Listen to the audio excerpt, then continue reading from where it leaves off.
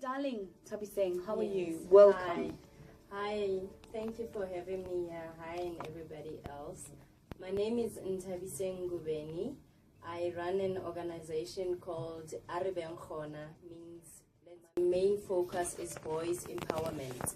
I believe that boys are the most neglected people. So you've actually started the work with the boys. Yes. You've been doing it for... It's been quite a while. I've been doing it with my mother. Officially registered for 3 years now. And Wow. we go to high schools. Every week we're at high schools and we speak to boys. And every 3 months we host big events for boys where we get them in one place. Sometimes it's a camp, depending on financially how we are at that moment. Okay. And we get them to sit and talk. We actually allow them to cry because society and at home and everywhere doesn't allow boys to cry. That's true. Munna halle, munna what? No, that day we break it down. You are here to cry. Let it all out. Let it all out. And we've been privileged enough that every time when you do events, we go out to companies, to churches, to everywhere in the society where we ask for men to come and speak to the boys.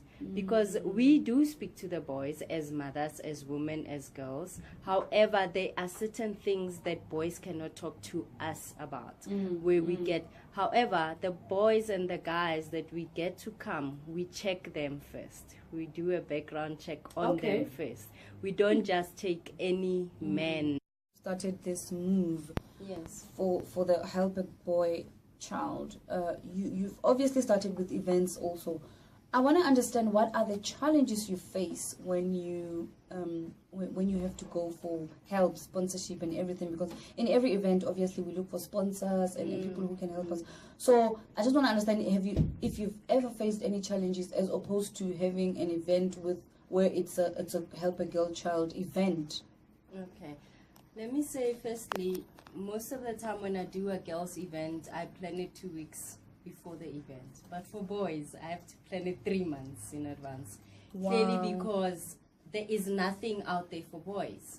Like immediately when I say I'm doing a girls conference, everybody will bring pads. They'll bring bras, they'll bring underwears, they'll bring food. What do you want? Cold drink, chocolates, everything, you know? And So, then, sorry to cut you. When you say everyone, do you mean the stores? we'll get...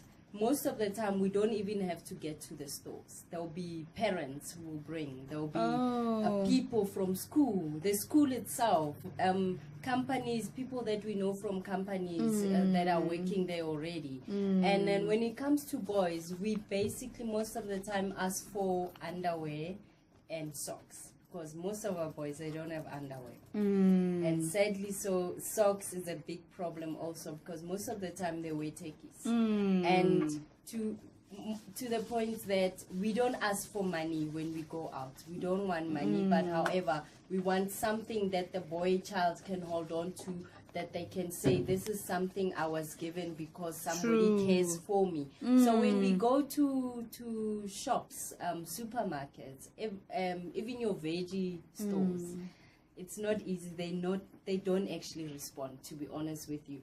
The biggest event I had now last year in November, that's the biggest I have every year.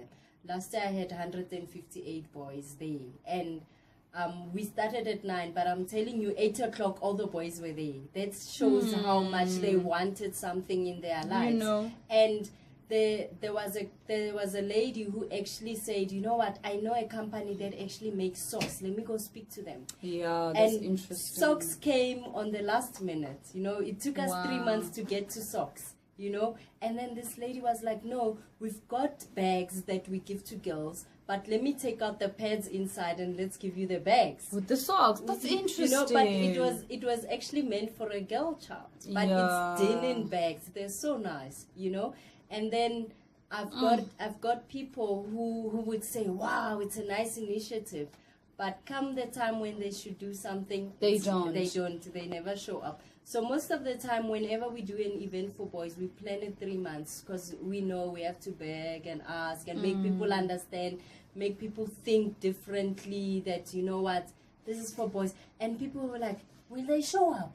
Will they really come? Will they, you know? So most of the time our event, we don't sit nicely on tables that have plates. So we have activities for them. They go around in a circle from one group to another where they do things. So we also need activity things, like at some point we ask to sponsor a soccer kit, you know, even if it's not for all of them, but what we do at 11 o'clock, group 1 goes to soccer activity. They dress up that, even if it's think boys don't mind. Then they take it off, the next group puts it on, and then we have your water slide where they go under the water and everything.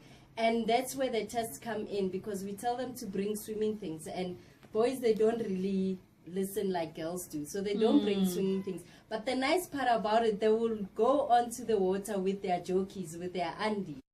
Or trauma, do you think then, does that necessarily give society the right to exclude boys? Because I mean, the very same people who are the ones traumatizing the women are the boys. Yes. You understand? So if we are not going to heal the boys, but we expect abuse to not take place, I mean, are we being ignorant? Or I mean, for the fact that there's a high rise of women and girls being abused, clearly the perpetrator is not being spoken to. Clearly the perpetrator is not approached on the issues that they have. So this is the only way they can take out their anger. The system has cut out boys so much that they have nowhere to go. Boys and men have strength, banale matla, physical power. And if you don't give them anything better to do, what else are they going to do? You're empowering a girl child. When you empower a girl child, there is nothing wrong, believe me. I have nothing wrong. I have girls that I look after every time, every day. The only thing is that you empower a girl child for a boy who is not empowered. Then you expect them to marry or to be in a relationship. Now, who takes over? And then when the man or the guy feels that they are not catered for, what happens? There comes the physical abuse, because he's got nothing else to offer. Look at the girls right now. They've got everything. Every time when I speak to boys, the first thing I ask them, when you walk into a shop, how many women and guys are employed in the shop? Just look around. How many? Look at the ratio. Is it more girls? Is it more guys? It's more girls, I mean. It's more girls in the shop. Now, what happens at home? How many women are working at home compared to guys? How do you grow up with a father in the house? That is what history has done to us. It's a long thing that has been happening. However, we try to cut off that history where, okay, the man must always provide, yes. However, if the system is not hiring the guys, what happens to the guy? They sit in the corner. They sit and they have nothing to do. So the only thing he can exercise, that strength that he has, where does he exercise it on? On the actual person who's very close to them. Because this girl, she's twanging, she's got all this, I got my stuff.